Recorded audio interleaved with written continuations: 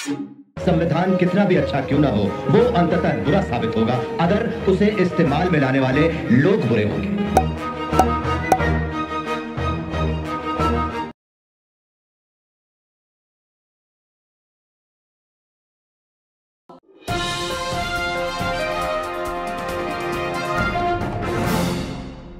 नमस्कार, मैं टीना चौहान।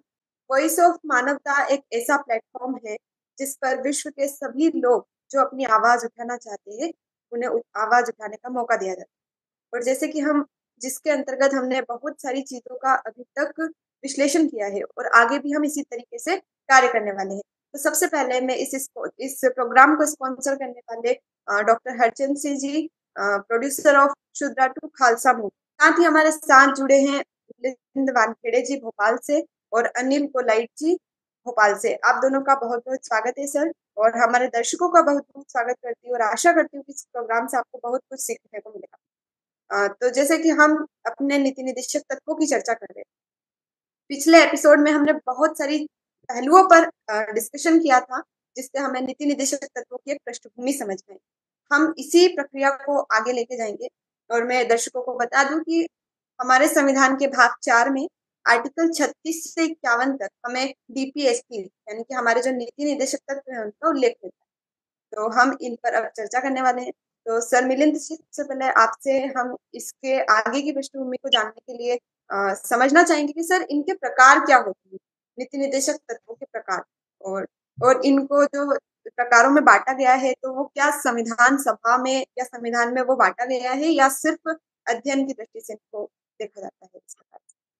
नहीं नहीं नहीं, बांटा गया मतलब जैसे एक संविधान के एक आर्टिकल्स है, जैसे 1 2 3 4 5 है, तो 35 से लेकर 51 जैसे आपने कहा, तो वो स्पेसिफिक कुछ चीजें डेफिनेशंस दी गई है, गाइडलाइंस है, ताकि शासन जो चलाने वाले लोग है या मतलब जो ऑब्जेक्टिव है संविधान का, स्वतंत्रता समता बंधुत्व और न्याय पर आधारित देश और समाज की रचना करना है, उसको ऑब्जेक्टिव को हासिल करने के लिए गाइडलाइंस है। और गाइडलाइंस ऐसा है कि समय और काल परिस्थिति के हिसाब से उसमें संशोधन होता रहता है, टेक्नोलॉजी बदलती और देश की जो सामाजिक शैक्षणिक और जो परिस्थितियां है, तो उसके दृष्टिकोण से वो पॉलिसी बनाने के लिए और अपलिफ्टमेंट करने के लिए, लोक कल्याणकारी राज्य का निर्माण करने के लिए सारी गाइडलाइंस है।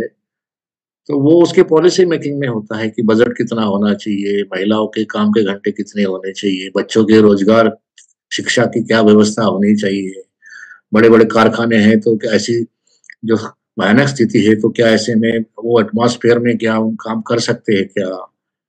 कौन सा ऐसा सेक्टर रहेगा, मतलब ये सारी जो गाइडलाइंस है वो उसमें दी गई है। उस हिसाब से और राज्य सरकारें, केंद्र सरकारें पार्लियामेंट में, विधानमंडल में कानून बनाती है और वो उसको लागू करने का प्रयास करते हैं अकॉर्डिंग टू लॉ। मतलब इसके पहले हम लोगों ने चर्चा की थी वो इन्फोर्सिबल जो मौलिक अधिकार थे वो उसके द्वारा इन्फोर्सिबल थे। अब ये क्या है कि गाइडलाइन, हाँ, इसमें जो कानून बना लेते हैं उस कानून को पालन करने के लिए वो लीगल राइट्स हो जाते हैं। जी,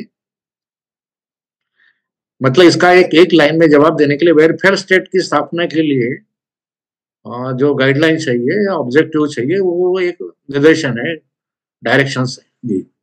लेकिन जिस प्रकार से मैंने सवाल किया था वो इनके प्रकारों के ऊपर, क्योंकि हम बहुत सारे विभिन्न प्रकार के डीपीएसपी से हम इसमें पढ़ते हैं। जैसे कि आपने बच्चों की शिक्षा के बारे में भी बात की, साथ में महिलाओं के अधिकार और समानता की बात भी की। तो ये डाइवर्सिफिकेशन हमको देखने को मिलता है कि एक सब्जेक्ट का दूसरे से लिंक कम बैठता है। तो इनको अध्ययन की दृष्टि से जैसे उदारवादी बांट दिया जाता है, किसी को गांधीवादी में और समाजवादी, ये 3 जब भी हम इनका अध्ययन करते हैं ऐसा ही कैटेगराइजेशन हमको देखने को मिलता है। तो सर क्या ये कैटेगरीज केवल एकेडमिक लेवल पर सही है या फिर इनको संविधान में भी इंक्लूड किया गया है, या आपको क्या लगता है कि ये बांटना इस नहीं, प्रकार आपने से? जो पढ़ा, जो उदारवादी है या गांधीवादी है या अन्य जो वाद बोलते हैं, ये एक व्यक्ति की विचारधारा, उसकी विचारधारा को मानने वाले लोगों की बात होती है और वो इसमें इंक्लूड नहीं है संविधान में। ये तो जो लोग हैं, पार्टीज बोलते हैं, इस तरह की आइडियोलॉजिकल जो विचारधारा है उसको लेकर वो चीजें होती है। यहाँ तो एक वहाँ एक उनकी अपनी थॉट्स है ना, एक गांधी का एक अपना थॉट है कि नहीं वो ग्राम न्यायालय होना चाहिए, ग्राम राज्य होना चाहिए, फिर ऐसे होना चाहिए। कोऑपरेटिव का ही अपनी एक स्थिति है कि इस तरह का संयोजन होगा तो वो चीजें है। पूंजीवाद की एक नीति है कि नहीं नहीं वो बहुत सारा पूंजी एक पूंजीपतियों के हाथ में होना चाहिए। दूसरा सेक्टर बोलता नहीं डिसेंट्रलाइजेशन होना चाहिए, उसका भी विकेंद्रीकरण होना चाहिए। तो ये विचार है और कौन से विचार की वजह से क्या वेलफेयर हो सकता है ये देखना चाहिए। हमारे देश में जो प्रणाली लागू की खाद इकोनॉमिक सेक्टर में वो तो मिश्रित है ना, क्योंकि हमको देश का विकास करना है, बड़े बड़े रोड बनाना है, डैम्स बनाना है, बड़े बड़े लार्ज इंडस्ट्रीज की स्थापना करना है, तो वहाँ बड़ी पूंजी की आवश्यकता है।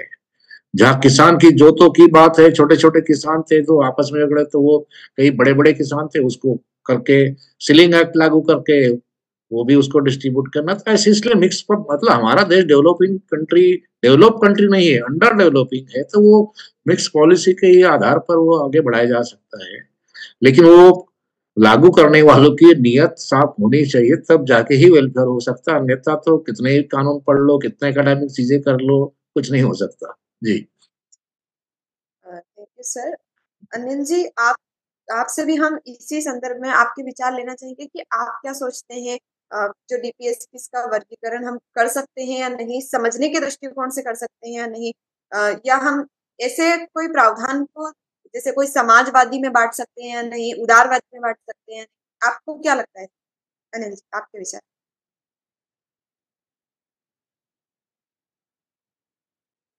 कॉन्स्टिट्यूशन को तो वैसे समाजवादी उदारवादी ऐसी इसमें नहीं बांट सकते। कॉन्स्टिट्यूशन अपने आप में अलग चीज है और उसकी अपनी गाइडलाइंस है। हमारा संविधान तो वैसे देखा जाए तो उदारवादी भी बहुत है और समाजवादी की तो परिभाषा कुछ अलग ही है। समाजवादी की जो परिभाषा है थोड़ा, हम लोग बड़ा पहले समाजवादी का समर्थन करते थे, समाजवादी बड़ी अच्छी चीज है। लेकिन समाजवादी क्या है कि समाजवादी ये कहता है कि दुनिया को उदारवादी होना चाहिए, उसको लोगों को देना चाहिए, मिल बांट के खाना चाहिए, ऐसी बात बोलेगा। लेकिन समाजवादी को जो खुद देने की बात आती है ना, तो समाजवादी बोलता मैं मेरे पास का नहीं दूंगा। समाजवादी ये कहता है कि दुनिया को मार्गदर्शन तो लेता, लेकिन बोलता है मैं मेरे पास का नहीं दूंगा। गांधीवादी जो है, गांधीवादी ये कहता है कि सुधार करूंगा मैं, लेकिन नई चीज को अडॉप्ट नहीं करूंगा। मेरे जो फायदे के लिए चीज है वो तो मैं मानूंगा, लेकिन मैं सुधार नहीं करूंगा, है ना। समाजवादी, गांधीवादी और एक कौन सा बताया आपने, उदारवादी। हाँ, उदारवादी तत्व जरूर है हमारे इसमें। अब उदारता का अर्थ अर्थ क्या ले, मतलब है आज के डेट में उदारता का मतलब है कि हम नैतिक मूल्यों के साथ उदारवादी होना चाहिए।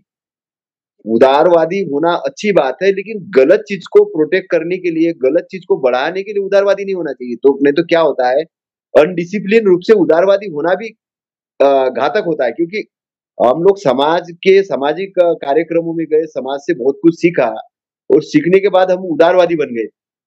अब उदारवादी बन गए तो हमने क्या करा कि उदारवादी की परिभाषा हमने कहा कि भाई लोगों के कल्याण के लिए हमें काम करना है, लोगों को ऊपर उठाने के लिए हमें काम करना है। तो हम लोग तो बिल्कुल देने के मतलब इसमें आ गए। अब वहां पर क्या हुआ कि जो कुछ मतलब ऐसे लोग कि जो लोग ये मान के चलिए कि जो चालाक किस्म के लोग हैं, इन्होंने हमारा शोषण करना शुरू कर दिया। जब हम बिजनेस के अंदर उतरे तब हमें ये पता चला कि हमारे उदारवादी तत्व का उन्होंने दुरुपयोग करना शुरू किया। मतलब कुल मिला के ये कहा जाए कि हम किसी को सपोर्ट करने गए और उसने ये देखा कि ये तो बहुत जबरदस्त लोग हैं भाई, ये तो बहुत हमको सपोर्ट करने के लिए लगे रहते हैं। तो उन्होंने हमारे पास के जो पावर थे अपने हाथ में लेके उसी का दुरुपयोग करना चालू कर दिया। सदुपयोग नहीं किया, दुरुपयोग। तो ये कॉन्स्टिट्यूशन एक डिसिप्लिन मेंटेन करने वाली संस्था है। एक्चुअली कॉन्स्टिट्यूशन जिस हिसाब से लिखा गया है, मैं ये कहता हूँ कि उदारवादी भी नहीं है, गांधीवादी भी नहीं है और समाजवादी भी नहीं है। इसका अपना ही एक दायरा है। इसको अगर कहा जाए तो एक नैतिक मूल्य के साथ चलने वाली संस्थान है और इसका स्पेशलाइज बिंदु के साथ में इसका जो कॉन्स्टिट्यूशन जो रन होता है एक्चुअल में, उसके अंदर में अगर अंदर आप जाएंगे तो ये स्पेशलाइजेशन के, जैसे कि मान के चलो कि एक ही एक फील्ड के बहुत सारे स्पेशलाइज होते हैं। एक ही एक फील्ड के बहुत सारे स्पेशलाइज होते हैं। जैसे हम लॉ फील्ड पकड़ी जाए तो लॉ फील्ड बहुत वास्ट फील्ड है ना, सिविल अलग है, क्रिमिनल अलग है। उसी प्रकार से कॉन्स्टिट्यूशन के अंदर भी वास्ट फील्ड है। मतलब इकोनॉमिक का ही फील्ड पकड़ा जाए तो उसमें अलग है, सोशल का ही फील्ड पकड़ा जाए तो उसमें भी अलग-अलग पार्ट। तो स्पेशलाइजेशन बॉडी अलग है, लागू करने वाली बॉडी अलग है, तो ये सारे तत्व अलग-अलग चीज़ है। तो ये ना उदारवादी भी है, ना समाजवादी है, ना कुछ है। ये अपने आप में स्वतंत्र भी है और डिसिप्लिन भी है, कंट्रोल भी करते हैं, मतलब दोनों चीज़ें। जैसे आर्टिकल 19 की हम बात करें तो हमको एक तरीके से तो बोलने का अधिकार है, दूसरी तरफ से रिस्ट्रिक्शन भी है, डिसिप्लिन भी मेंटेन करते हैं कि ऐसी चीज़ नहीं होगी जिसमें मतलब ये हमारा संविधान मतलब ये है कि एक हाईएस्ट मतलब एक फ्रीक्वेंसी मेंटेन करता है और उसको समझने के लिए हमारे अभी जज है सुप्रीम कोर्ट। हाँ, हाँ जी। हम ओवरऑल संविधान को इन श्रेणियों में बांटने की बातें नहीं कर रहे। हम जो डीपीएसपी से उसके अलग-अलग प्रावधानों को अलग-अलग श्रेणियों में रख आपकी आवाज़ थोड़ी कट रही है मैडम, थोड़ा-सा और एक बार बोलिए। अ, जैसे कि आपने कहा कि हम संविधान को किसी एक श्रेणी में नहीं रख सकते, लेकिन हाँ, संविधान की बात नहीं हो हाँ। डीपीएसपी के अंतर्गत प्रावधान है उनकी बात। नीति निर्देशक तत्व के अंदर भी। जी, जी। नि उनके अंतर्गत हाँ, प्रावधान है क्या उनको हाँ, हम नीति श्रेणियों निर्देशक तत्व में देखिए एक तो समानता का प्रावधान है। जी, इसमें समान व्यवहार और अवसर की समानता प्रदान करता है संविधान। दूसरी चीज़ इसमें पारदर्शिता है। सभी कार्यों की स्पष्टता और जानकारी की उपलब्धता सुनिश्चित करता है। ये पारदर्शिता भी है कॉन्स्टिट्यूशन के अंदर। ये रिस्पॉन्सिबिलिटी भी प्रदान करता है, जवाबदेही भी। आने वाले कार्यों और निर्णयों के प्रति जवाबदारी लेना भी सिखाता है। न्याय, निष्पक्षता और उचित न्याय की बात करता है कॉन्स्टिट्यूशन और सद्भावना की बात करता है। सभी के कल्याण और विकास के लिए कार्य करने के लिए कॉन्स्टिट्यूशन। मतलब ये कास्ट, वर्ण, जाति और धर्म इसको नहीं मानता है कॉन्स्टिट्यूशन। कॉन्स्टिट्यूशन सभी इंसानों को प्रगति करने की बात करता है। हाँ, जिसके साथ में अन्याय हो रहा है उसको प्रोटेक्शन करने के लिए उसने कुछ अलग से लॉज बनाए हैं, वो अलग बात है क्योंकि जिसके साथ अन्याय हुआ है और अन्याय आगे नहीं हो उसके लिए उन्होंने अलग वो अलग चीज़ है ना। और मॉरलिटी का खासतौर से नैतिक मूल्यों का पालन करना सिखाता है। तो इसमें एक व्यक्ति से ज़्यादा संगठन को महत्व दिया है और निर्णय एक संगठनात्मक रूप से लेना चाहिए और समाज उसके लिए योगदान दी। ये मतलब इसका मूल नीति निर्देशक तत्व के अंतर में है, जहाँ तक मैं समझता हूँ। धन्यवाद। जैसे कि हम अभी डीपीएसपी पर चर्चा कर रहे हैं और उसमें हम देखते हैं आर्टिकल 36 से शुरुआत होती है। तो आर्टिकल हाँ, 36 या 36 में हमें राज्य की परिभाषा देखने को मिलती है और राज्य की परिभाषा वही होगी जो भाग 3 में है कि हमने जब उसकी चर्चा की थी मूल अधिकारों के संदर्भ में, वही राज्य हुँ, को इस संदर्भ में हम देखते हैं। अब हम बात करते हैं 37 से। मिलिंद जी आपसे जानना चाहेंगे कि आर्टिकल 37 क्या कहता है? कि अभी हम अपने आर्टिकल बाय आर्टिकल चलेंगे ताकि ये जो नीति निर्देशक तत्व हैं एक बार इन सबका उल्लेख हम कर आर्टिकल 37 की बात कर रहे हैं। ये अनिल जी आपके यहाँ से डबल साउंड आ रहा आर्टिकल 37 आर्टिकल जी सर 37 ये हाँ, ये मिलिंद नीति जी निर्देशक तत्व। हाँ जी, हाँ जी। ये अदालतों के द्वारा तो इसको लागू नहीं किया जा सकता है ना। ये जो प्रिंसिपल्स है, इसमें इसके विरुद्ध कोई कानूनी कार्रवाई नहीं की जा सकती है। ये राज्य के लिए एक्चुअल में मार्गदर्शन का काम करने का काम करते हैं, जी ताकि मौलिक व्यवस्था कायम रहे और सरकार की ओर से सामाजिक, आर्थिक और राजनीतिक न्याय स्थापित होने के लिए दिशा निर्देशन और मार्गदर्शन दिया जा सके। तो ये जो न्यायालय के अंदर परिवर्तनशील नहीं है, मतलब नीति निर्देशक जो तत्व है, उल्लंघन पर अदालत सीधे मुकदमा दायर नहीं किया जा सकता अदालत के माध्यम से, पहली चीज़ तो। जैसे कि फंडामेंटल राइट के अंदर में किया जा सकता है, इसमें नहीं। ये नीति निर्देशक तत्व है एक्चुअल में। और नीति निर्देशक का जो निर्माण और मार्गदर्शन जो है, ये सरकार सरकारों को नीति बनाने के लिए मार्गदर्शन करता है कि सरकार ने किस प्रकार से नीति या रूल्स बनाने चाहिए कि जो जनता के कल्याणकारक है। और मौलिक महत्व जो मॉरलिटी का जो इम्पोर्टेंट है, ये तत्व जो भारत शासन में एक दिशा निर्देश का काम करते हैं, मतलब दिशा प्रदान करने का काम करते हैं सरकार के लिए, जिसमें समाज के अंदर में समता, स्वतंत्रता और न्याय की स्थापना की जा सके। इसका जो ऑब्जेक्ट है कि समाज में समता, स्वतंत्रता और न्याय की स्थापना की जा सके। इस प्रकार ये अनुच्छेद 37 का कानून स्थिति को स्पष्ट करता है। इसके अगर हमने 37 की बात करें तो उसके अंतर्गत हमें देखते हैं उसके खिलाफ हम न्यायालय में नहीं जा सकते हैं अगर कोई डिक्लेरेशन नहीं किया जाता है। मिलिंद जी, आपसे हम जानना चाहेंगे कि आखिर ये जो नीति निर्देशक तत्व को इस प्रकार से लागू नहीं किया जाता है, तो क्या आपको लगता है कि इनको भी जिस प्रकार से मूल अधिकारों को प्रवर्तनीय बनाया गया है, इनको भी बना देना चाहिए? मिलिंद जी। अब बना देना चाहिए। देखिए, अब कानून तो अभी देखो बहुत सारे फंडामेंटल राइट भी है। और लेकिन क्या कितने लोग न्यायालय में जाते हैं इन्फोर्सिबल करने के लिए, ये सवाल है। ये कैसे साउंड आ रहा है कि रिपीटेशन हो रहा है? अनिल जी अनिल जी आप यहाँ से, अनिल जी आप क्या? हाँ, तो प्रश्न इस बात का है कि हमारे देश में अभी कुछ थोड़ी देर पहले हम लोग चर्चा कर रहे थे भारत की इतनी आबादी में कितनी जनसंख्या किस कौन से समुदाय की है, शैक्षणिक स्थिति क्या है, रोजगार की स्थिति क्या है, लोगों की अंडरस्टैंडिंग क्या है। और भारत को बाबा साहब अम्बेडकर ने कहा था कि कभी भी लोकतंत्र की आदत नहीं पड़ी है, यहाँ हमेशा राजतंत्र रहा है। अब लोकतंत्र को लागू करने के लिए तो जनता को उस तरह के अपने अधिकार, अपने कर्तव्य, उसकी जानकारी होना चाहिए, तब तो सारी जो चीजें हैं उसको लागू किया जा सकता है। ये अवेयरनेस की बात है, जागरूकता की बात है, एजुकेशन की बात है। हमारा देश में जो संविधान है एक मौलिक ग्रंथ है और उसको अगर शासन करने वाले लोगों के हिसाब से अगर सही लागू किया जाए, जो पॉलिसीज बनती है ना, जैसे आप प्राइमरी से चालू चालू कर सकते हैं, एजुकेशन पॉलिसी की बात करते हैं, इकोनॉमिक पॉलिसी की बात करते हैं, रोजगार की पॉलिसी की बात करते हैं, बिजनेस की पॉलिसी की बात करते हैं, तो आपको वहाँ हर जगह डिस्क्रिमिनेशन नजर आता है। कानून बनाने के लिए तो बड़े अच्छे कानून होते हैं, उसका ऑब्जेक्टिव भी बड़ा अच्छा होता है, लेकिन जमीनी हकीकत कुछ और होती है।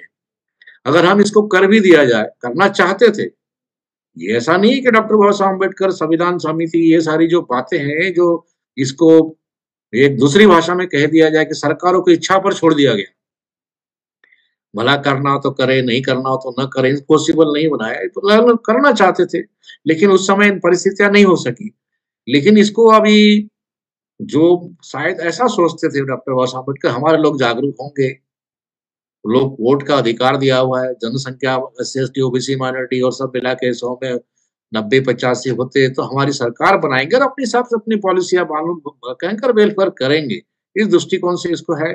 लेकिन हम ये नहीं कह सकते कि जो 36-37 से लेकर 51 तक की अभी तक सरकारें जो रही है संविधान की, बिल्कुल ही इम्प्लीमेंट नहीं हुआ। ये कह सकते कि मजबूरियां बोलो, चाहे मानवाधिकार इंटरनेशनल प्रेशर बोलो या जनता का प्रेशर बोलो, आंदोलन का प्रेशर बोलो, तो उन्होंने कुछ चीजें बनाई हुई है। जैसे बहुत सारे कानून बने कि महिलाओं के प्रसूति का अधिकार है, बच्चों के लिए राइट्स है, एजुकेशन की बात है, कुछ थोड़े अंश तक लागू हुआ है जी। और बहुत ज्यादा अपेक्षा हम उन सरकारों से नहीं कर सकते।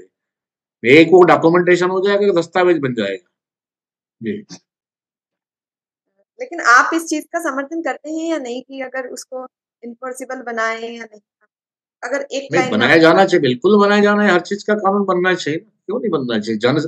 जानवरों के देश के अंदर जानवरों की गिनती होती है, पिछड़ा वर्ग की गिनती नहीं। 1931 बात की कितनी डिमांड हो रही, लेकिन नहीं बना रहे। ये जो वेलफेयर की बात है वो उसका भी एक पार्ट है। और भी इसमें आप एक एक आर्टिकल में जाएंगे तो आपको देखने को पड़ेगा कि ये तो इसकी भी बात लिखी गई, वो भी बात लिखी गई, बहुत सारी बातें आ गई इसमें। ये तो 36-37 से ले 51 का इतना मूलभूत स्ट्रक्चर है कि 90% जो भारत की पॉपुलेशन का भला हो सकता है। फिर सरकार चलाना मुश्किल हो जाएगी सरकार जी।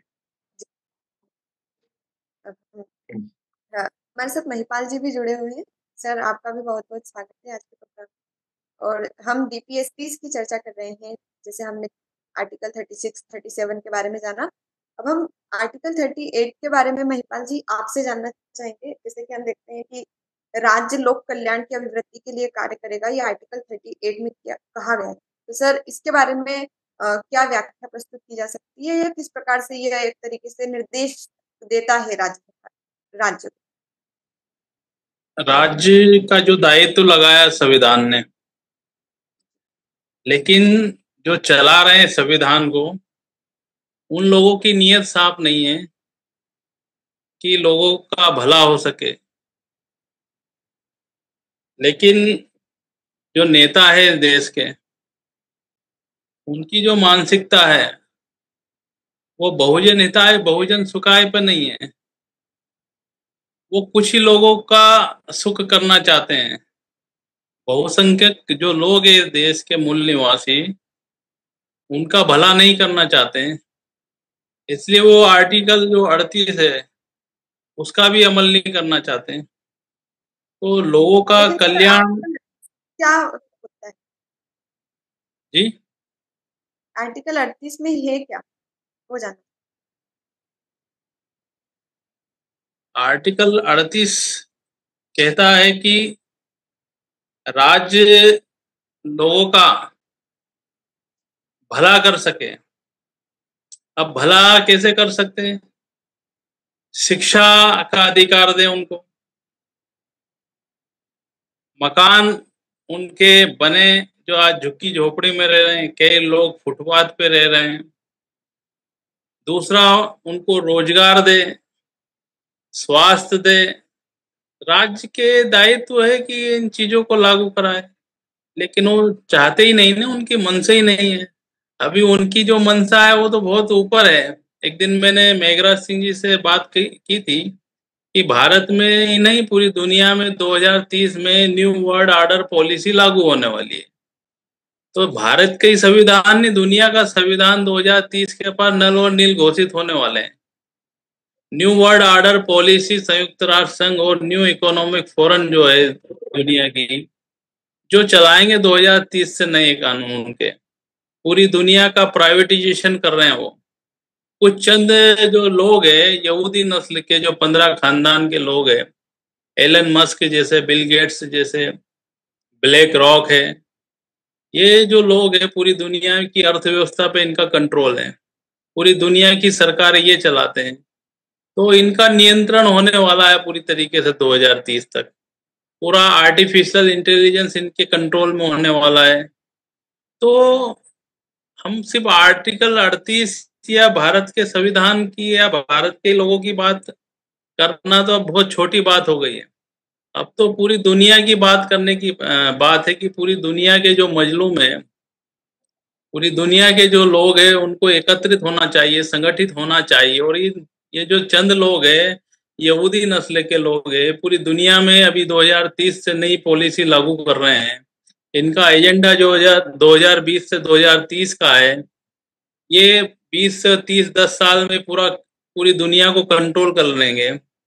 तो अब ये जो मुद्दे हैं ये तो बहुत छोटे पड़ गए। अब तो हमको 30 का मुद्दा पकड़ना चाहिए कि 30 तक अगर दुनिया के लोग नहीं जाएंगे तो, आपने पढ़ा होगा, मीडिया ने भी अभी मुंह खोलना शुरू कर दिया है कि 2030 तक सबसे ज्यादा हार्ट अटैक भारत के लोगों का होगा, सबसे ज्यादा लोग मरेंगे, कैंसर सबसे ज्यादा हो। महिपाल जी, तो लेकिन हम जो संविधान की सीरीज चला रहे हैं उसमें संविधान के स्पेसिफिक आर्टिकल्स के बारे में चर्चा करेंगे, संविधान को जानेंगे कि संविधान क्या लिखा है, वर्ल्ड ऑर्डर की और उनकी भी बातें हम करेंगे। लेकिन अभी स्पेसिफिकली जो सवाल हमारा है वो आर्टिकल 38 के ऊपर। तो सर इस पर अपनी बात। अभी 38 के जो संवैधानिक अनुच्छेद है, उसके तहत ये भी राज्य का दायित्व है कि लोगों को बताए कि भारत का संविधान है क्या, भारत के संविधान में फंडामेंटल राइट्स क्या हैं, नीति निर्देशक तत्व क्या हैं, लोगों के अधिकार क्या हैं। भारत की जो सरकार है या राज्य सरकारें हैं, उन्होंने लोगों को संविधान ही नहीं दिखाया, ना संविधान पढ़ाया। अभी ये बात मैंने अभी हमारे लीगल एड की जो मीटिंग हुई थी विधिक सेवा की अभी यहाँ पे, उसमें भी मैंने ये चीजें बताई कि क्योंकि वकील लोग जो है वो भी मुंह नहीं खोलना चाहते हैं, डरते हैं कहीं ना कहीं। तो मैंने जजों के सामने, लोगों के सामने ये चीजें बताई कि आपने संविधान देखा? तो नहीं देखा हमने। तो पढ़ा कहाँ से? पढ़ने की तो बात तो ये राज्य का दायित्व है, सरकार का दायित्व है कि इन चीजों को बताएं। अब हम आगे बढ़ते हैं आर्टिकल 38 से। मैं ये कहना चाहूंगी कि आप अपने पास संविधान रख भी सकते हैं ताकि हम जो मुद्दे हैं उन पर सटीक बातें कर सके। और जो बातें, क्योंकि जो संविधान है उसमें जो बातें लिखी गई है वो विचार मंथन के द्वारा एक एक शब्द का चयन बड़े ही विचार के बाद किया गया है। तो अगर हम इस तरीके से बातें करेंगे तो हो सकता है कि हम उस चीज से ना जुड़ पाए सही तरीके से। तो जी सबको सत श्रीकाल। मैं कुछ बोलना चाहता हूँ। महिपाल जी बोल रहे थे ना कि 2030 तक तो ये होने वाला कुछ ये।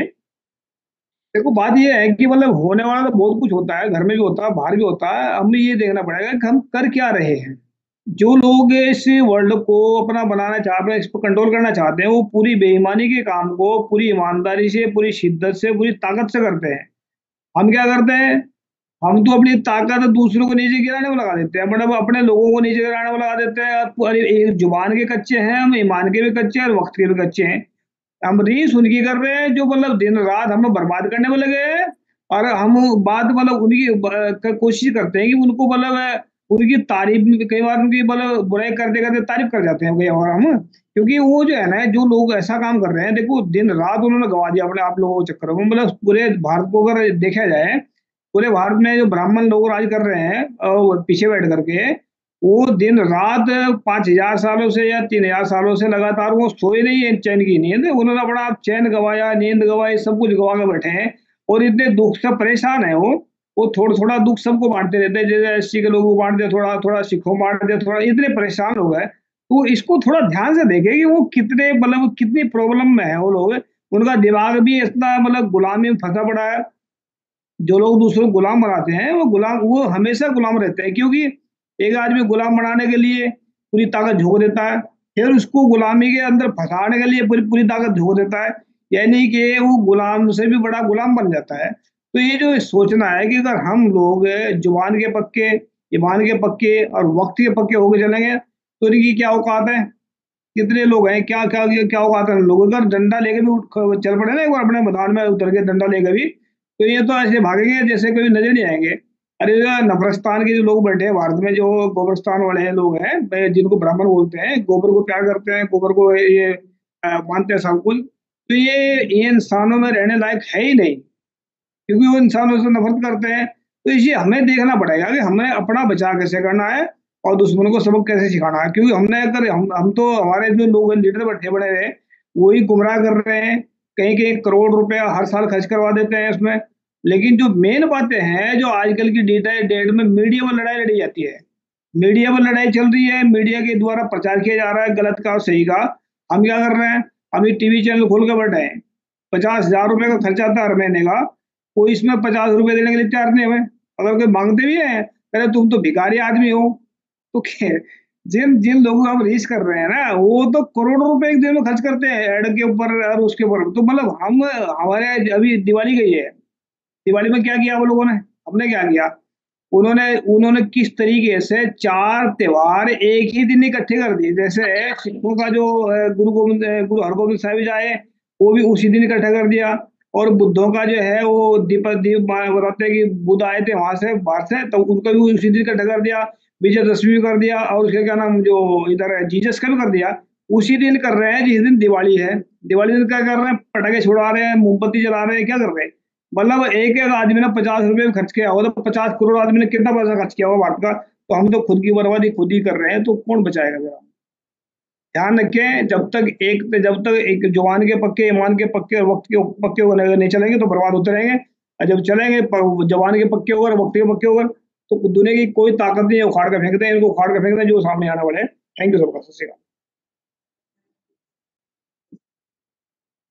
अब हम अपनी चर्चा को और जारी करते हैं। और जैसे कि मैंने कहा कि हम संविधान की बुक का इस्तेमाल भी इस वक्त कर सकते हैं, क्योंकि उससे हमें जानकारी बिल्कुल सटीक मिलेगी। अब हम आर्टिकल 39 की बात करते हैं। 39 में क्या है, क्योंकि ये वाला जो आर्टिकल है बहुत ज्यादा इम्पोर्टेंट है। इसमें एक नहीं, इसके मैं बहुत सारे। रोकना चाह रहा हूँ, मैं रोकना चाह रहा हूँ। जी बोलिए। पीछे आप देख रहे हैं लाइब्रेरी मेरी ऑफिस, ये संविधान है। क्या लिखा है इसमें, आर्टिकल 30 बता रहा हूँ मैं आपको। मैंने थोड़ा सा आपको विस्तृत बताया ताकि लोगों को समझ में आए। इसमें लिखा है, राज्य लोक कल्याण की अभिवृद्धि के लिए सामाजिक व्यवस्था बनाएगा। राज्य ऐसी सामाजिक व्यवस्था की जिसमें सामाजिक, आर्थिक और राजनीतिक न्याय राष्ट्रीय जीवन की सभी संस्थाओं को अनुप्रमाणित करे, व्यावसायिक प्रभावी रूप से स्थापना और संरक्षण करके लोक कल्याण की अभिवृद्धि का प्रयास करेगा। तो इसमें सामाजिक, आर्थिक, राजनीतिक न्याय इनकी बात की गई है। तो इसका क्या मतलब? सामाजिक का मतलब होता है कि समाज में भेदभाव सरकार रोके, उसका दायित्व है। कितने ही संगठन है, कितने ही धार्मिक संगठन है, तो इनमें भाईचारा बनाए। आर्थिक रूप की बात की तो आर्थिक रूप से भी लोगों को सशक्त करे, समाज को सशक्त करे, लोगों को मतलब वही रोजगार दिया जाए, समाज को आर्थिक रूप से मजबूत बनाया जाए। न्याय की बात करिए, जो मैंने लीगल एड की अभी बात की थी, लीगल जो विधिक सेवा चलती है कोर्ट की, कि गरीबों को विधिक सेवा के रूप में उनको न्याय, तो ये राज्य के दायित्व, ये यही लिखा है इसमें जो मैंने थोड़ा सा आपको डिटेल बताया है। संविधान को मेरा फेवरेट सब्जेक्ट है मैडम। आज से नहीं पढ़ रहा हूँ, 2000 मतलब 5 से ही पढ़ रहा हूँ, मतलब ला कर रहा था जब से लेकर फिर तैयारी में लगा रहा जब। तो इसको तो हम पढ़ते ही रहते हैं, और बाम सेब के लोग तो ऐसे हैं कि इनके तो जुबान पे ही रहता है संविधान। Thank you. महिपाल जी धन्यवाद। आर्टिकल 38 पर हमने बहुत विस्तृत चर्चा की है आपके माध्यम से। अब हम आर्टिकल 39 पर मिलिंद जी आपके विचार चाहेंगे। सर, आर्टिकल 39 के बारे में टीना, आपकी आवाज बहुत कम आती है थोड़ा। सर, क्या आपको मेरी आवाज आ रही है? हाँ आ रही है। हाँ, अब इसके पहले थोड़ी कम आ रही थी। जी, आर्टिकल 39 के बारे में। हाँ, 39 में पहले जो डिस्क्रिमिनेशन होता था ना पुरुष और महिलाओं के बीच में, जो भेद समझा जाता था, तो इक्वल अपॉर्चुनिटी है महिला और पुरुष के लिए।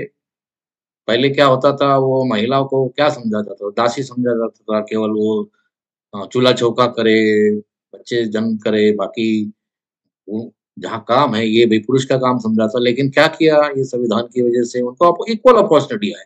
जहाँ रोजगार के अवसर है, जहाँ कार्यालय है, ऑफिसेस है, वो उनको अवसर दिया कि जब वो आदमी काम कर सकता है, महिला भी काम कर सकती है। इक्वल अपॉर्चुनिटी मिली है, भागीदारी मिली, हिस्सेदारी मिली, एक पॉइंट है।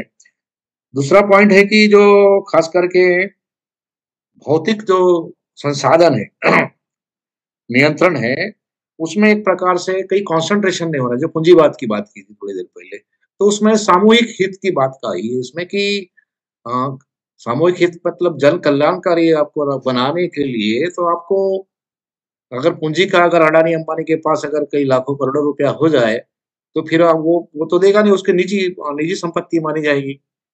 तो इसीलिए जो टैक्स के माध्यम से सरकारों के पास जो कलेक्शंस होता है, तो वो उस तरह का वर्गीकरण होना चाहिए। लेकिन अभी हम करंट में क्या देखते थे, टैक्सेशन जो है अभी कितना परसेंट, जो जीएसटी है 28% है, और अन्य इनकम टैक्स वो चीजें है। मतलब भारत में एक ह्यूमन 15 लाख से ऊपर कमाई करने वाला, या 7 लाख के 5 लाख के ऊपर कमाई करने वाला व्यक्ति, मैं कहता हूँ 12 महीने में जितना कमाता है, वो 6 महीने सरकार के लिए काम करता है, 6 महीने घर चलाने के लिए काम करता है।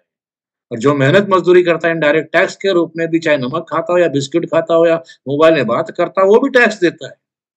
तो हमारा टैक्सेशन तो इतना लाभ दिया गया है, लेकिन वो टैक्सेशन का distribution of welfare of the state नहीं हो रहा है।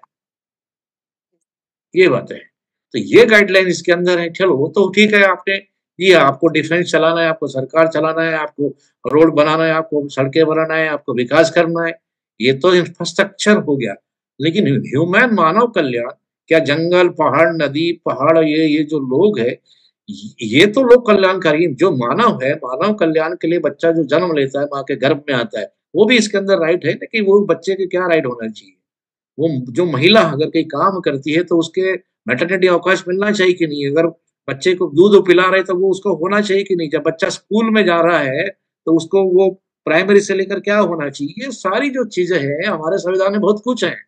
लेकिन वही अगर जहां अभी मेघराज जी बढ़े कनाडा में, यूएसए में, क्या होता है, ये सारी जवाबदारी तो वहां की सरकारें पहले उठाती है।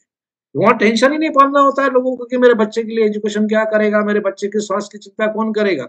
वहां के लॉ में नहीं होने के बावजूद भी सरकार ने ऐसी पॉलिसी बना दी गई है कि सरकार ही उनकी सारी स्वास्थ्य की, एजुकेशन की जवाबदारी उठाती है, क्योंकि कितना फंड बजट एलोकेशन करती है, और उसको नॉन एम्प्लॉयमेंट को पनिशमेंट करती है।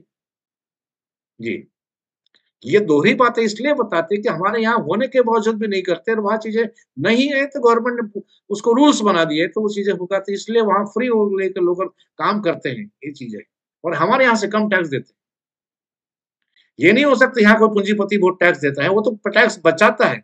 अपनी सरकारें बना के मतलब नहीं अपनी संस्थाएँ बना के वो खर्चे दिखा के वो टैक्स बचाते हैं। और जो बोलते हैं ना 1 नंबर 2 नंबर वाला काम, तो वो चीज़ें यहाँ ज़्यादा चलता है। जी। जी। अ, अभी हमने जैसे आर्टिकल 39 की बात की, उसके अंतर्गत हम देखते हैं हमारे 6 मुख्य बिंदु देखने को मिलते हैं, जिसमें से हमने 2 बिंदुओं पर अभी चर्चा की है। अनिल जी, मैं आपसे ये जानना चाहूँगी कि जैसे सर ने बताया अभी कि भौतिक संसाधन जो होते हैं ये समुदाय के, उनका वितरण करना चाहिए, यानी कंसंट्रेशन ऑफ वेल्थ ना हो। तो हम इसमें भौतिक संसाधनों की बात लेते हैं, क्योंकि अभी फिलहाल ये जो मुद्दा है ये भी चल रहा है, क्योंकि आर्टिकल 31 सी जो हमारा मूल अधिकार है, उसके अंतर्गत 39 बी और सी को लागू करने की बात कही जाती है। तो मुद्दा ये उठकर आता है कि जो भौतिक संसाधन है समुदाय के, उसके अंतर्गत क्या शामिल होगा और क्या शामिल नहीं होगा। तो सर, भौतिक संसाधन किस चीज़ को हम कह सकते हैं? क्या इसमें जो प्राइवेट प्रॉपर्टी आती है, उसको भी भौतिक संसाधन माना जा सकता है संविधान का, समुदाय का? जो प्राइवेट प्रॉपर्टी है, मतलब ये जनता की प्रॉपर्टी नहीं होती एक्चुअल में। प्राइवेट जो प्रॉपर्टी है, देखिए अभी इसका अगर मैं थोड़ा-सा प्रैक्टिकली अगर एग्जांपल लूँ, तो भारत के अंदर से कोरोना गया। तो कोरोना के अंदर में जो प्राइवेट हॉस्पिटल्स थे और उन्होंने जिस प्रकार से उगाई की मतलब लोगों से 80-80, 90-90 लाख के बिल बनाए। जो ऑक्सीजन के सिलेंडर थे, वो लोगों को नहीं मिल पाए। तो बसेस नहीं मिल पाई, तो गवर्नमेंट के पास में मतलब जो मूल संसाधन जो है, मूल शिक्षा, स्वास्थ्य और रोजगार, जिससे रोजगार निर्माण होते हैं। ये 3 चीजें कम से कम गवर्नमेंट के अंडर में होनी चाहिए। इस पर पूरा का पूरा प्राइवेट का कब्जा नहीं होना चाहिए। क्योंकि क्या होता है कि अगर मान के चलो कि सभी चीजों का अगर प्राइवेटीकरण हो गया, तो देश गुलाम हो जाएगा, ये मान के चलो। क्योंकि कहीं न कहीं पूंजीवादियों के 2 चेहरे होते हैं। एक चेहरा होता है कि वो जो दिखाता है कि मैं बहुत उदारवादी हूँ, मैं ट्रस्ट बना रहा हूँ, मैं ये कर रहा हूँ, मैं वेलफेयर, जैसे कि मैं अभी एक रतन टाटा जी का उदाहरण देता हूँ। बहुत पेपरों में चलता है कि सबसे ज़्यादा दानी आदमी है, सबसे ज़्यादा ट्रस्ट है ना? और मैं मानता हूँ कि दानी आदमी है। लेकिन मैं अगर गाँव में जाऊँ और गाँव में ये पूछूँ कि भई रतन टाटा जी के माध्यम से, ट्रस्ट के माध्यम से इस गाँव के स्कूल के लिए कितना पैसा आया? बच्चों के स्वास्थ्य के लिए कितना पैसा आया? जो विधवाएँ महिला उनके लिए कितना आया? क्या तो आप जहाँ पर कुपोषित बच्चे हैं तो वहाँ पे कितना पहुँचा?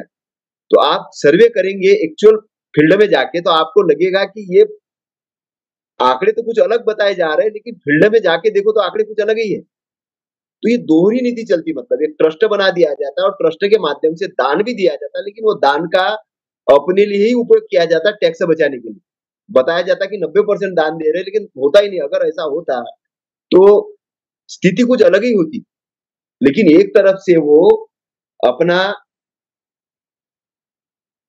व्यवसाय भी चलाते हैं, सरकार से बेनिफिट भी लेते हैं, लेकिन दूसरी तरफ से वो लोगों के लिए उतना काम नहीं करते, शोषण का ही काम करते। तो इसमें एक्चुअल में सरकार के जो लीडर्स होते हैं, जो नेता होते हैं, सरकार में बैठे हुए नेता है, क्योंकि नेता क्या होता है कि वो अपने नाम से प्रॉपर्टी नहीं रख सकता, पहली चीज। नहीं तो ईडी, इनकम टैक्स वगैरह उसको घेर लेगा। कोई विपक्ष है तो वो ट्रस्ट बनाता है या किसी व्यक्ति को अपने साथ पार्टनर रख के उसकी इंडस्ट्री बढ़ाने का काम करता है। तो अचानक आपने देखा होगा कि वो जो सरकारें आती है उससे जुड़े हुए जो इंडस्ट्रिस्ट है, वो अचानक एकदम से उनका ग्राफ बढ़ जाता है। दूसरा, प्राइवेट प्रॉपर्टी के रूप में आजकल जो नया प्रॉपर्टी आ रही है, जो लोगों का ध्यान है नहीं, वो है मंदिर। मंदिरों के अंदर में आपने देखा होगा कि सरकारें खूब 600 करोड़ तो 1000 करोड़ तो 5000 करोड़ तो रोड बनाने के लिए, तो यहाँ पे मूर्तियां के लिए, इस प्रकार का फंड रेज कर रही है। इस प्रकार का फंड भी रेज कर रहे हैं। तो आज के डेट में दान के रूप में बोलते हैं कि गुपित दान गया, गुपित दान, कि उसका कोई है। तो गुपित दान मतलब क्या होता है? वो काला धन। तो काला धन सुरक्षित रखने के लिए मंदिर जो है, ये सबसे बड़े अड्डे बने हुए हैं अभी भारत के अंदर। मतलब भारत सरकार के पास में जितना पैसा नहीं है, जितनी प्रॉपर्टी नहीं है, उससे कई गुना प्रॉपर्टी इन मंदिरों के पास में चली गई। वो गोपनीय धन बोलते हैं। वहां पे अभी ईडी की और इनकम टैक्स की औकात नहीं। तो मैं ये जो बताना चाह रहा हूँ कि भारत में धंधा तो अलग ही तरीके का जन्म लिया। ये जो हम इंडस्ट्री की तरफ जा रहे हैं, दूसरा एक धार्मिक धंधा बहुत बड़े पैमाने पर बढ़ गया और यहाँ से पूरी सरकारें चल रही है और वहां से पूरा फंड आवंटन होता है और पूरा मतलब ये कंट्रोल किया जाता है। और किसी ने अगर कुछ बोलने की भी कोशिश की तो वो बोलेंगे कि हमारे धर्म के विरोध में है। कॉमन जनता को उसी के अगेंस्ट में ये सपोर्ट में खड़ा कर दिया जाता है, क्योंकि उनके लिए जिस प्रकार से वो शिक्षा के द्वार बंद कर रहे हैं। क्योंकि क्या होता है कि शोषण तभी किया जाता है जब उसको अज्ञानी रखा जाता है। तो हमारे यहाँ पे वेलफेयर के काम इसलिए नहीं होते क्योंकि उनको अज्ञानी रखना जरूरी है। तो 30-40% मतलब उनका टारगेट ही होता है कि 30-40%, 50% पीपल अनपढ़ रहे, गंवार रहे, मजदूर रहे, उनका सोचने समझने की क्षमता ही नहीं रहे। वो दारू की बोतल में वोट बेच दे और सरकारें एकदम परमानेंट उनकी बनती रहे। तो इस हिसाब से ढांचा वो तैयार करके काम करते हैं। मतलब धर्म के नाम पे यहाँ पे राजनीति बहुत बड़े पैमाने पे हो रही है भारत के अंदर। तो सामाजिक अनिल जी, लोगों की जिम्मेदारी। एक मिनट, इसमें हम एक और चीज जोड़ना चाहेंगे कि जैसे आपने बताया कि जो मंदिर होते हैं उसमें धन का एक तरीके से बहुत ज्यादा केंद्रीकृत किया जाता है।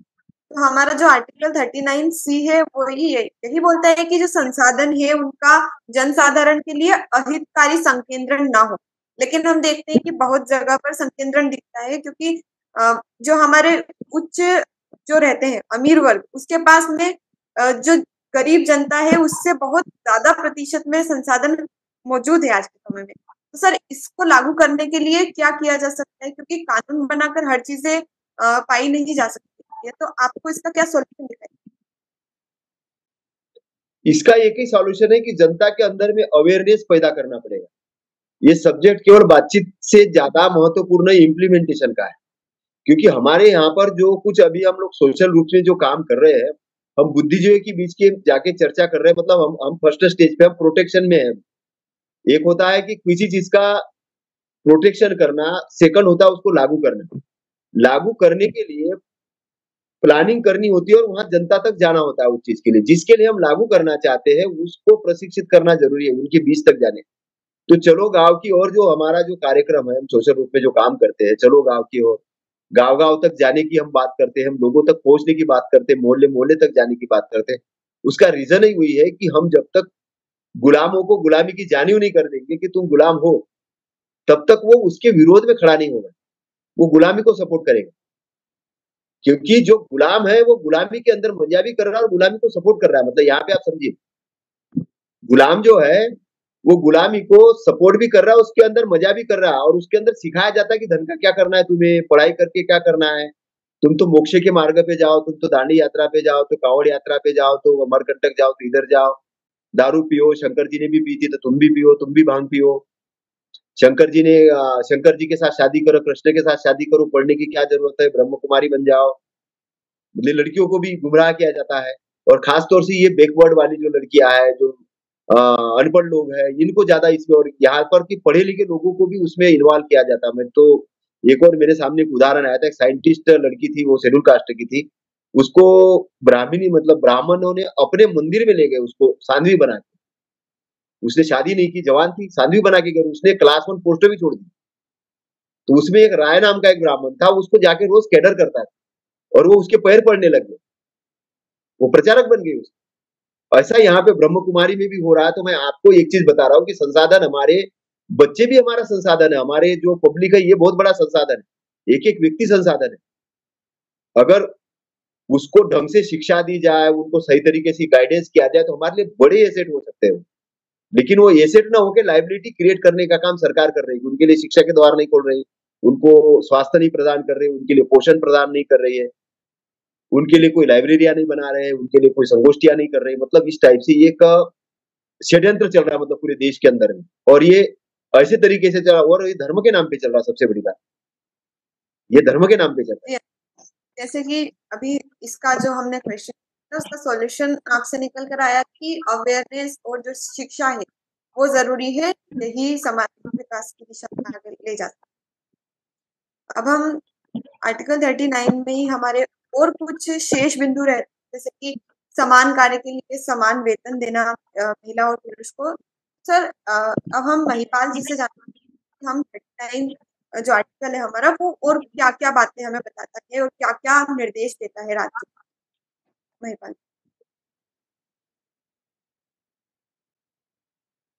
मैडम, आर्टिकल 39 में दो आर्टिकल है, एक तो 39 है, 39A है। 39 जो है इसमें राज्य का दायित्व बताया गया कि महिपाल जी समान 39 से हमको शुरुआत करनी है क्योंकि हमने जो पिछले आर्टिकल से उन पर डिस्कशन हो गया।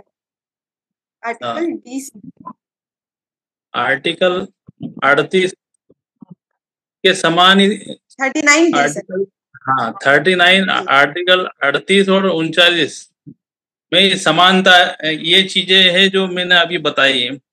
जैसे महिला और पुरुष है, इनमें कोई भेदभाव नहीं होना चाहिए। जैसे कोई कंपनी में या कोई ऑफिस में कोई महिला काम करती है तो उसको सैलरी कम दी जाती है और पुरुष को ज्यादा दी जाती है। आपने देखा होगा, हर जगह मैंने ये चीजें वॉच की है। या कोई कंपनी है, प्राइवेट सेक्टर है, उसमें महिलाओं को कम सैलरी दी जाती है, मजदूरी कम दी जाती है, पुरुष को ज्यादा दी जाती है। तो ये जो भेदभाव मिटाने की बात करी है आर्टिकल 39 ने, ये सरकार कर पाई अभी तक? 1950 में देश संविधान लागू हुआ हमारा, उसके बाद ये चीजें अभी तक अमल में नहीं है। सिर्फ ये लिखा हुआ है, बस बात करते हैं हमारे नेता इस देश को चलाने वाले। तो इस तरीके की ये बात है। इसमें महिलाओं को जैसे 50% आरक्षण की बात की गई कि इसमें पॉलिटिकल रूप से महिलाओं को 50% सीटें दी जाए, ये भी इसमें आर्टिकल 39 में बात की गई है। बाकी जैसे समाज और समुदाय जो है, आर्टिकल 39 में 50% आरक्षण, जैसे हाँ, आप बोल रहे हैं 39 जो आर्टिकल है उसमें 50% आरक्षण की बात संविधान में कही गई है, तो संविधान में तो नहीं है। हाँ, इसमें लिखा है ना, पुरुष और स्त्री सभी नागरिकों को समान रूप से जीविका के पर्याप्त साधन प्राप्त करने का अधिकार होगा। तो राजनीति भी साधन ही है, राजनीति भी तो उसी से जुड़ी हुई है ना। तो महिलाओं को हर जगह 50% हिस्सेदारी होना चाहिए, ये चीजें इसमें दी गई है ना। जैसे कि इसमें सर एक और बात है कि जो बालक हैं उनके विकास के लिए उनको स्वस्थ वातावरण का निर्माण करना चाहिए। तो ये किस प्रकार से राज्य का दायित्व है कि जो बच्चे हैं, राज्य का दायित्व है कि स्वस्थ रूप से एक वातावरण तैयार किया जाए। जैसे प्रकृति है तो प्रकृति को शुद्ध रखने का दायित्व किसका है? पब्लिक का तो है, लेकिन पब्लिक को अवेयरनेस कौन करेगा, उसको जागृत कौन करेगा? सरकार का दायित्व है ना, मीडिया का दायित्व है, नेताओं का दायित्व है। वो इसका प्रचार प्रसार करेंगे, इसको शिक्षा में डालेंगे, बच्चों को पढ़ाएंगे तो एक अच्छा वातावरण मिलेगा। छोटे बच्चे हैं, जैसे उनके लिए आंगनवाड़ियां खोली, लेकिन आंगनवाड़ियों में क्या होता है, कुछ थोड़ी सी थुल्ली देते हैं उनको, तो कटोरा लेके जाते हैं, थोड़ा सा दे देते हैं और चल देते हैं। जबकि वहाँ उनको पढ़ाना चाहिए, उनको अच्छी हेल्थ एजुकेशन से संबंधित उनको हेल्थ एक्टिविटीज कराना चाहिए। तो ये वातावरण उसमें इस जो आर्टिकल 39 में दिया गया है, ये चीजें उनको आंगनवाड़ी के माध्यम से, या जैसे स्कूल है तो स्कूल में प्राइमरी स्कूल है, उसमें प्राइमरी स्कूल में बच्चों को एक अच्छा वातावरण दिया जाए, एक साफ सुथरा वातावरण दिया जाए उनको, है ना। जैसे उनके साथ कोई क्राइम ना हो, इस तरीके से उनको अवेयरनेस किया जाए, उनके साथ कोई भेदभाव ना हो, इस तरीका का वातावरण दिया जाए उनको। ये सब चीजें इनमें बताई गई है। जी सर, धन्यवाद महिपाल जी। मिलिंद जी, आपसे एक बार ओवरऑल हमने 39 के बारे में जो बातें की है, हम 39 जो आर्टिकल हमारा है उसका महत्व आपसे समझना चाहेंगे कि हो सकता है कि ये इम्प्लीमेंट ना हुई वो चीजें, लेकिन फिर भी ये महत्वपूर्ण हमें दिखाई देती है, तभी हमारे संविधान में मौजूद है। तो सर संक्षिप्त में इनका महत्व हम आपसे जानना चाहते हैं। बहुत सारी बातें अगर हम देखेंगे कि अगर हम अलग अलग कानूनों का अगर हम थोड़ा सा वर्क प्लेस पर महिलाओं के जो अधिकार या उसके लिए कुछ ऐसी बातें आती है, वो चीजें है कुछ हम लेबर लॉ की कुछ बात करते हैं तो मिनिमम वेजेस एक्ट है ना? या जो आपको साप्ताहिक अवकाश की बात है, मातृत्व अवकाश की बात है, तो जो गवर्नमेंट जो शासकीय कर्मचारी है, चाहे वो जुडिशरी में हो या शासन में हो या किसी चीज़ में हो या पब्लिक सेक्टर में हो जहाँ कानून लागू होता है, तो वो सारे लाभ उनको मिलते हैं। साप्ताहिक अवकाश है, समान कार्य के लिए समान वेतन है, छोटे बच्चे हैं तो उनको उस फैक्ट्री में नहीं जाना चाहिए उसके लिए है। और जो एनवायरनमेंट की बात आती है, छोटे बच्चों के साथ ऐसा एनवायरनमेंट ना हो कि वो एटमॉस्फेयर ऐसा ना हो, कहने का मतलब कि कहीं मतलब एक ढोल बज रहा है, बाजा बज रहा है, कुछ हो रहा है, वहाँ क्या बच्चे पढ़ पाएँगे? या दूसरा उदाहरण कर सकते हैं कि वो जो आजकल कानून है, पॉक्सो एक्ट आया ना एक उदाहरण, अभी कुछ लोग बात करते हैं, वो पॉक्सो में भी कुछ इसका एक थोड़ा-सा बोल सकते हैं, गुड टच, बैड टच, क्या है भई कैसे मतलब वो टचिंग वाली जो खासकर पॉक्सो एक्ट में जो वर्णन है, तो कुछ पार्ट इसका आप उठा सकते हैं कि वो एनवायरनमेंट बच्चों के साथ स्कूल में भी कैसा होना चाहिए, घर में तो है ही है, रिश्तेदार बाहर और को टीचर तो उस तरह से कुछ ऐसा कुछ इशारेबाज़ी या नहीं करता है, कुछ को उस तरह से सिखाते समय क्या कर सा मतलब टोटल ओवरऑल डिसिप्लिन्स की बात कीजिए, एनवायरनमेंट की बात की गरिमा में, मतलब डिग्निटी पूर्ण मान-सम्मान पूर्वक वो जिनको रहना चाहिए। होता क्या था इसका अगर दूसरा उदाहरण अगर बाबा साहब अम्बेडकर से उस समय से जोड़े जब बाबा साहब अम्बेडकर स्कूल जाते थे, क्या करता था टीचर उनके साथ व्यवहार? वो बाहर चटाई में बैठ के पढ़ते थे, टिफ़िन रखते थे, तो वो देखते हैं ना आप फ़िल्मों में पानी नहीं पीने दिया जाता था। इसलिए ये सारी बातें है, इसको लिंक जोड़ना पड़ेगा आपको कि ऐसा क्यों आया ये बातें? कि पूर्व इतिहास में ऐसी घटनाएँ हो चुकी है और आज भी कई जगह होता है। शेड्यूल कास्ट के बच्चे अगर अभी राजस्थान की बात करेंगे, वो बच्चे ने मटके से पानी पिया था, तो उसको उसके टीचर ने इतना मारा था, बाद में उसकी हत्या हुई। आज भी हो रहा है। तो इसलिए इसका इम्पोर्टेंस है, इस बात का कि वो एटमॉस्फियर हो गरिमापूर्ण, डिग्निटी पूर्ण, वो डिस्क्रिमिनेशन ना हो स्कूल के अंदर भी। ये चीज़ें बातें हैं। जी, धन्यवाद। ओवरऑल हम इस प्रकार से समझ सकते हैं कि जो राज्य के नीति निर्देशक तत्व होते हैं, वो सरकार का मार्गदर्शन करते हैं और उनको बताते हैं कि कौन-सी चीज़ें गलत हो सकती है, तो उनको सही किस प्रकार से किया जाए। एक तरीके से निर्देश होते हैं कि नई सरकार अगर कुछ करना भी चाहे, तो वो किस दिशा में कार्य करे। उसके पास एक एजेंडा नीति निर्देशक तत्वों के रूप में होता है। इसके और प्रावधानों की चर्चा हम अब अगले एपिसोड में करेंगे और आज के एपिसोड में जुड़ने वाले हमारे सभी मेहमानों अनिल जी, महिपाल जी और मिलिंद जी, आप सभी का बहुत-बहुत धन्यवाद। साथ ही हमारे दर्शकों का बहुत-बहुत धन्यवाद। और इस प्रोग्राम को स्पॉन्सर करने वाले हरचंद सिंह जी अमेरिका वाले, producer of Khalsa to Shudra movie, उनका बहुत-बहुत आभार। हमारे ऑर्गेनाइजर मेघराज सिंह जी का भी बहुत आभार। अगले एपिसोड में मिलते हैं, तब तक के लिए अपना ख्याल रखें। वॉइस ऑफ मानवता से जुड़ने के लिए एक बार फिर से धन्यवाद।